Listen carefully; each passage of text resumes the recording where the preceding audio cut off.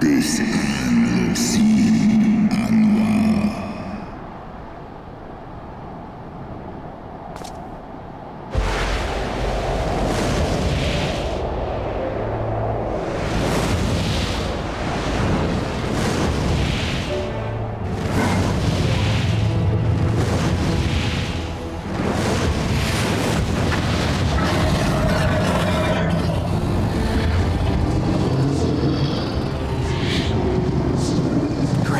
Svelga. S in M Wayborn M-E-R Skola. By the 12. Mine ears hear the tongue of dragons, yet the meaning rings clear within my mind. How can that be?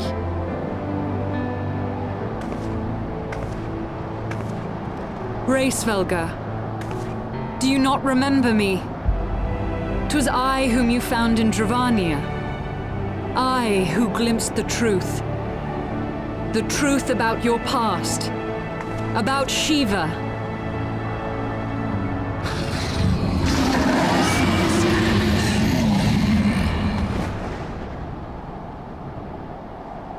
But speak it I must. I have summoned Shiva's soul from the beyond and offered myself as her vessel. She has made her heart known to me. Enya. Lis umways. Anheshi esk in. En eski anshis li eshin.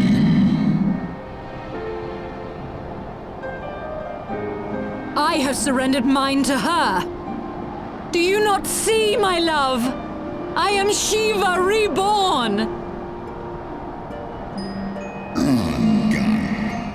Eskelai furu. Ineshi neshilai. Kano kishesole. Non shi esh olin. Inesh in el duolin. I'm for is eonian il ankin. Lisnesk nedidranan. Eskia unkin nesh. Ikin monesh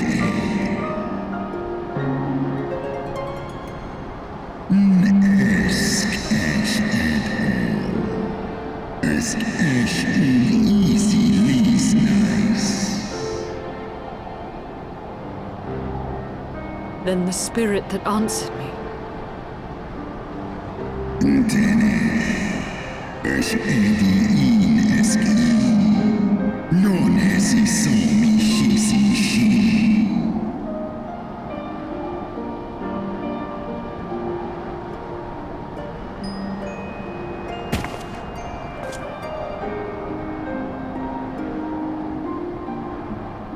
Be that as it may, Lord Svelga, Izel's desire to heal the rift between man and dragon is real, and it has borne us this far. We would spare both our kind and yours the ravages of this senseless war. Pray join your voice to ours in a call for peace and forgiveness. Nten I elgarin. Kako esohin.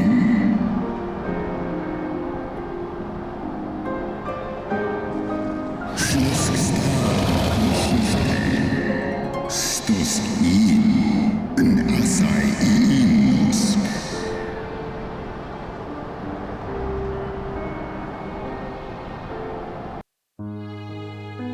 Teto hamafo.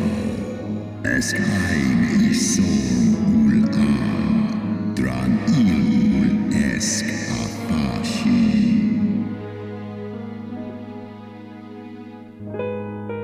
Für eine Kino, losken stari strari dran, lar häsne schnell.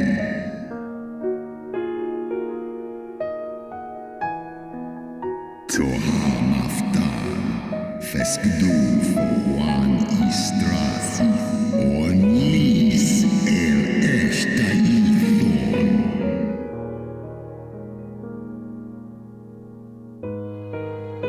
Sai if in ned, or ratatoska, stre morning.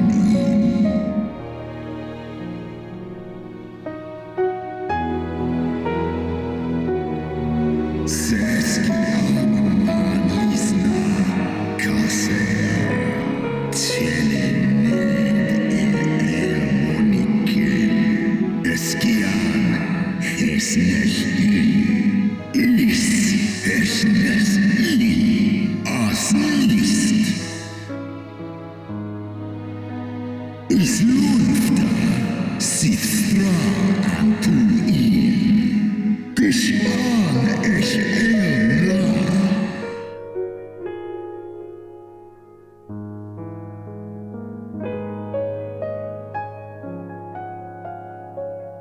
Sit moni ratatoska nis eg ed.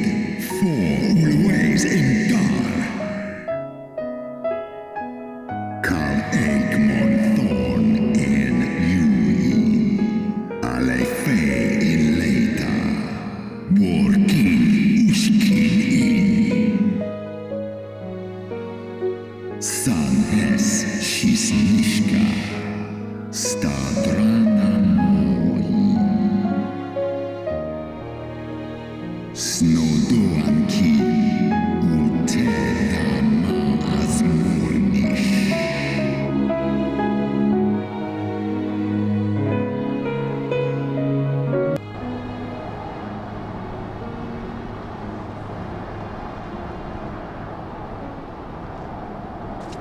Your tale bears scant resemblance to the one I was taught. How convenient that it should absolve your kind of all responsibility. But tell me, dragon, why should I believe your version of events? Mixa eski listain. Non miki hisikin. Kua ala ain el.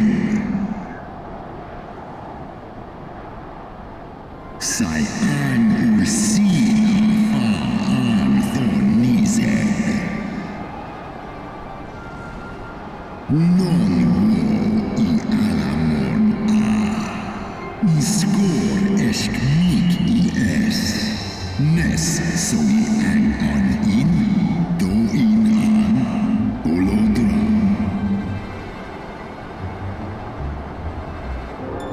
Ishgard's so-called heretics. Sale. Born I nesh I ratatoska kin for elna. Sith is nesh dokin an.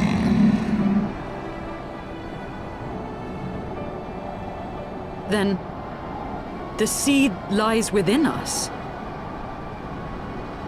Is ros esh idran. Oloson inizeg. Non nish I esk diadran en. Wa ulwa. Skola es alakin el andranken. Mondo. Ye gods! I have borne witness to such a transformation. Looked on as a heretic assumed the shape of a dragon. I imagined it some manner of Dravanian enchantment. But if any Ishgardian, regardless of allegiance, has such potential within them, 12 forgive us. To think of all the dragons we've slain!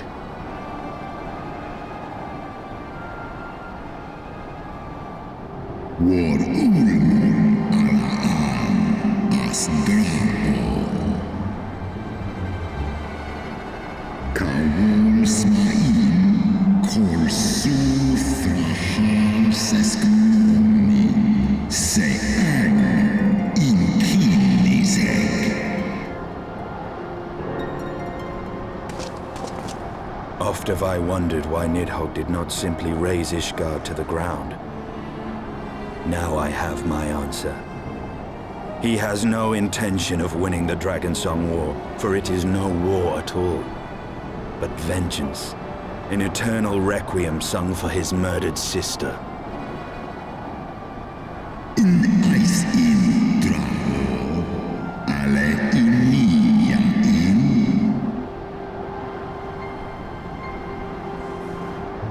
I have not come this far only to admit defeat. We can still return the eye to Nidhogg and beg forgiveness for our ancestors' crimes. Mayhap our words will sway him. Ja an. Lis as an in. En la tu ole ul in.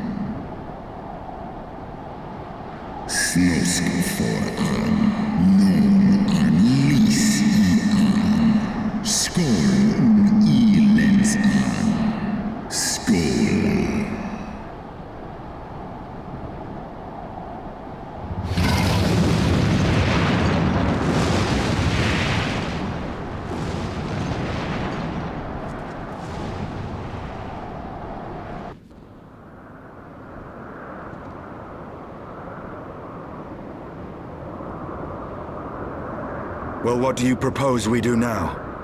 I, for one, am intent on continuing to the east. What is there to be found in the east? Nidhogg's lair, the Eyrie, is said to lie in that direction. And the eye tells me he is near. You cannot still mean to slay him. You cannot still mean to stop me. I have been true to my word, and aided you in this fool's errand with Hraesvelgr. But your efforts at parley have come to naught, Lady Iceheart.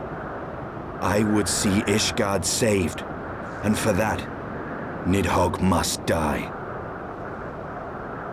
With the tale of our ancestors' vile betrayal yet ringing in your ears, you speak of continuing this war? Nay, lady. I would but pierce its vengeful heart. When Nidhogg dies, this war shall die with him. A moment, Estinian. You yourself spoke of the Great Worm's strength, that you believed him powerful enough to raise your city to the ground. How then are we few to challenge him? Even behind the stout walls of Ishgard, with an army of knights manning the defenses, our victory would be hard won. Yet you propose to contend with the beast in his own lair. In close combat, this will afford us an advantage. And with two Azure Dragoons working in unison, who can say what might be possible? But such speculation is meaningless if we cannot even find the worm. Our first task must be to seek out Nidhogg's lair. The story of this nation grows bloodier by the moment. Must death always be answered with more of the same? Such is the way of things, I fear. I shall consider it a miracle if mine armor is not stained crimson ere this conflict is ended.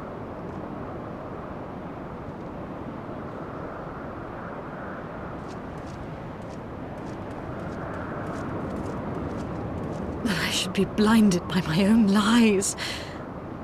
Everything I believed, everything I thought I was, gone.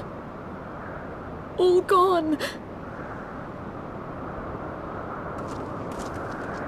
Leave her. Your words will not reach her now. And we have not the time to wait for her to gather up the pieces of her shattered faith.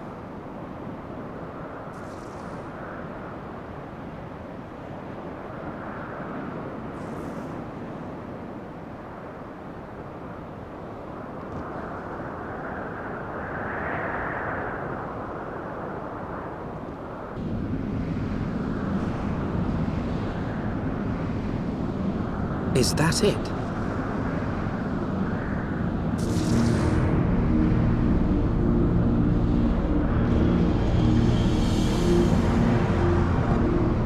Aye, that would be the Eyrie. I feel Nidhogg's presence through the eye, his caustic hatred gnawing at my soul. 'Twould seem the death of his consort has put him on guard. Mark how he wards his lair with tempestuous winds.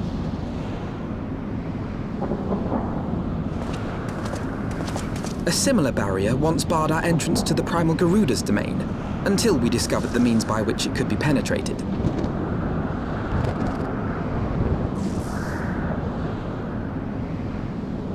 Mayhap it is time we called upon Master Garland. 'Twill be just like the good old days, no?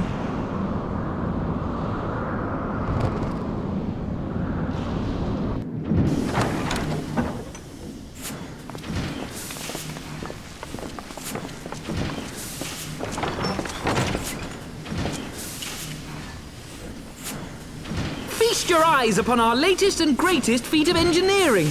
We call it a mana cutter.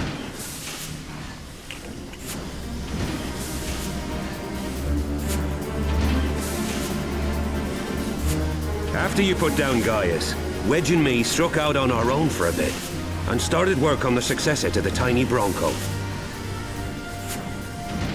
Impressive little thing, isn't she? My talent for ship design has plainly rubbed off on them.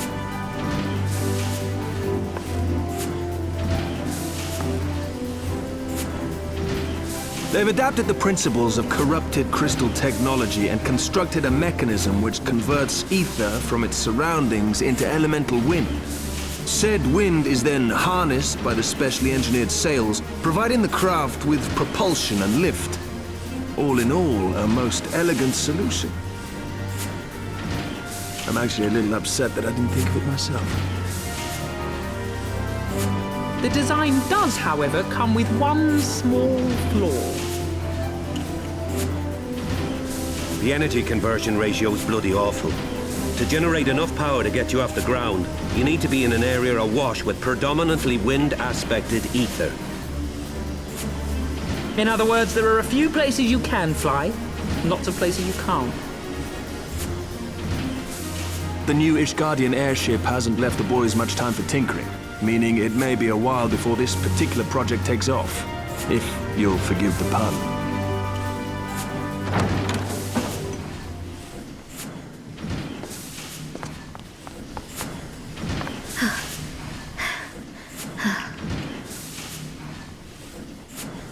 Tataru, what's happened?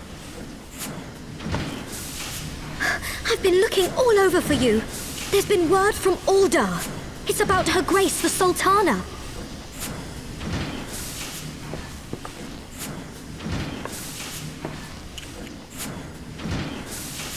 It seems you're required elsewhere.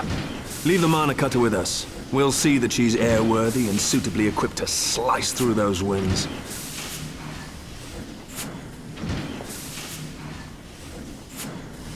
You, meanwhile, should concentrate on providing Raoban and the Sultana whatever help they need.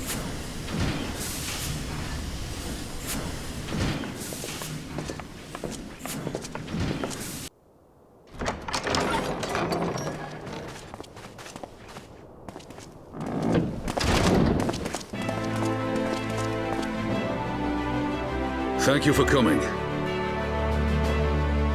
No thanks are necessary, General. I trust your recuperation continues apace. I cannot complain. Thanks to Higirian administrations, I've regained much of the strength I lost during my imprisonment.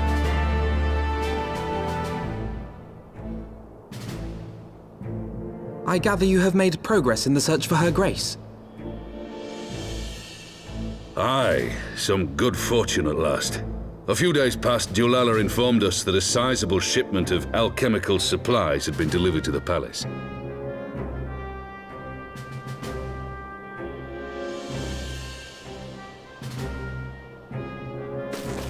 With Papa Shan's assistance, I set out to ascertain the source and nature of the shipment. My inquiries led me to Frondale's frontistery. There, I learned that an order had been placed for a curious substance designed to sustain patients trapped in death-like slumber. An invention of the former head alchemist, apparently. A death-like slumber? This cannot be a coincidence. It lends some weight to Dulala's claims, aye. Her Grace is likely somewhere within the palace, abed but alive. Before making any attempt to extricate the Sultana, however, it seemed prudent to learn what manner of substance was used to induce her torpor. To that end, I made inquiries as to the whereabouts of the one most like to have administered it. The lady-in-waiting, Meriel. We sent for you as soon as we learned of her location. All that remains is to apprehend the woman. We shall find our cat's paw in the Silver Bazaar. But we must tread carefully. The market is not the bustling place it once was, and someone is sure to mark our coming. Should they inform the monetarists, we'll have a fight on our hands. We must be prepared for the worst, and being short an arm, I thought it wise to take another in its stead. What say you, Warrior of Light? Will you lend me yours? Then I pity the bastard that stands in our way. Come, my friends, for Nanamo and for Uldar!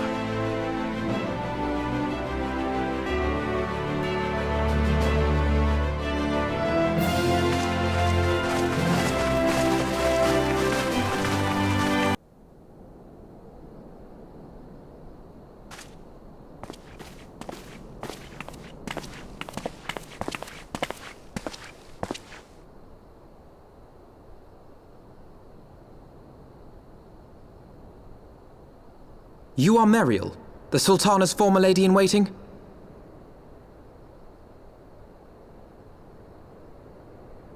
I know no one of that name. Pray excuse me.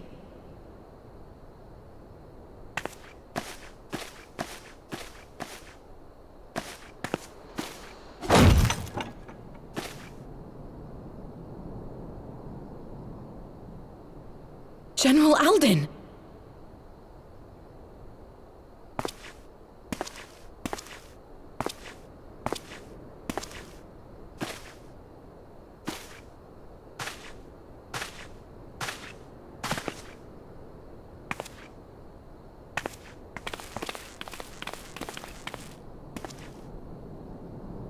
We will have the truth from you, girl.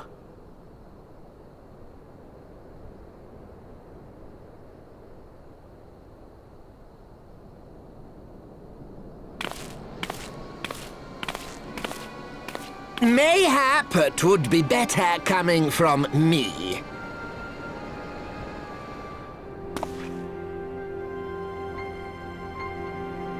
Lolorito, you'd best talk fast. As you know, Teleji Adeleji's Cartano reclamation bill was no more than a facade, a means to get his grubby little hands on that Allagan monstrosity Omega. When he learned of Nanamo's intention to abdicate, however, he was forced to amend his plans. Suddenly, assassination seemed the most promising way to further his ambitions. I am told Teleji had discovered a maid in whose veins ran the blood of House Thorn, a new, more pliable puppet to sit the throne. 'Twould have caused an uproar, of course, but few could have contested her claim.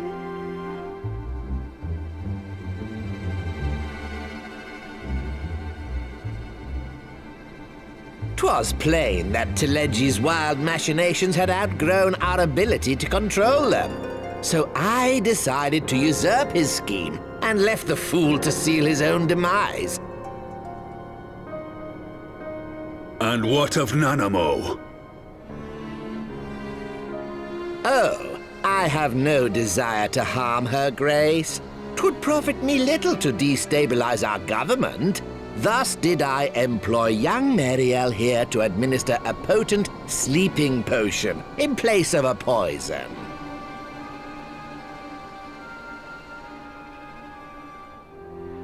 You should know, General, that your dear friend Ilberd was fully aware of my plan. I had him lie about the assassination as a means to prime your rage against Teleji.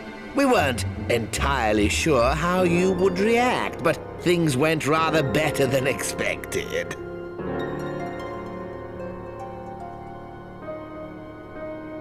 You conniving little worm! You had your claws in the Crystal Braves before their first recruit had sworn to serve! But of course, when a new game begins, 'tis only prudent to have a piece on the board. Ilberd was mine. Truth be told, a significant proportion of the Braves' initial endowment was also mine. With such large sums moving about, 'twas a rather trifling matter to disguise my own contribution.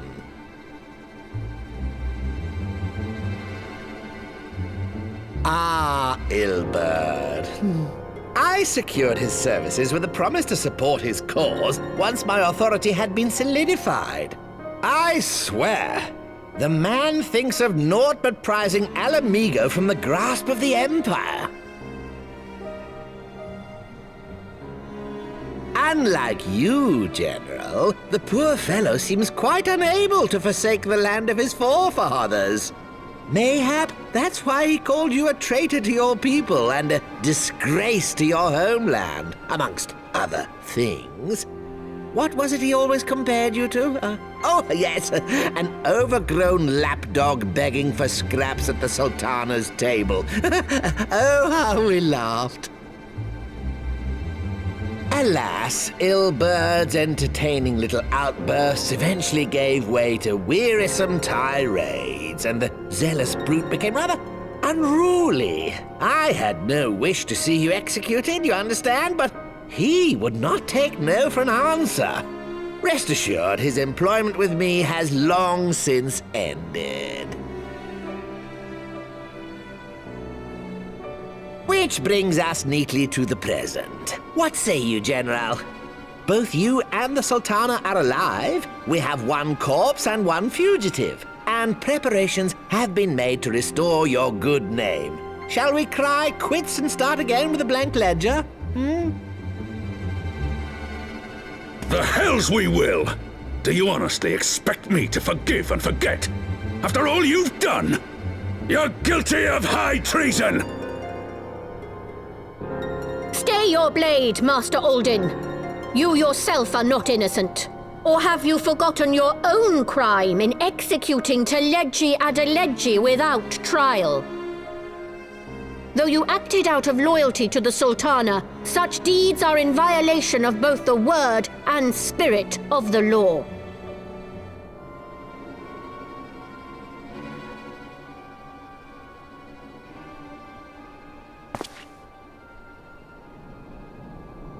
If you would, Lord Lolorito?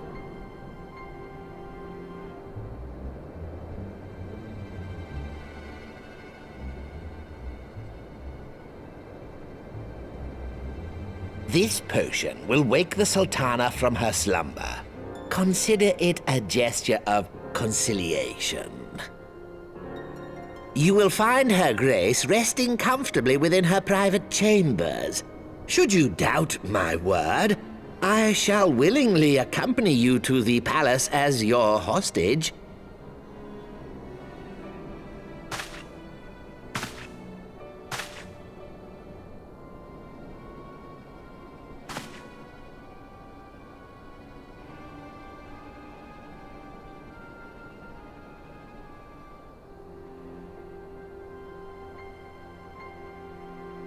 I like not your motives, Lolorito.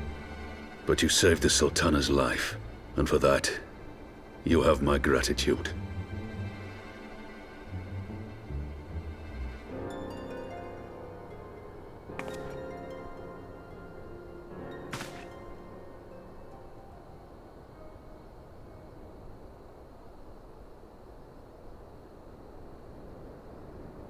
Rauban Aldin, you are hereby reinstated as General of the Immortal Flames. The citizens of Uldar shall once more be united under Nanamo Ulnamo, and together we shall usher in a new age of prosperity.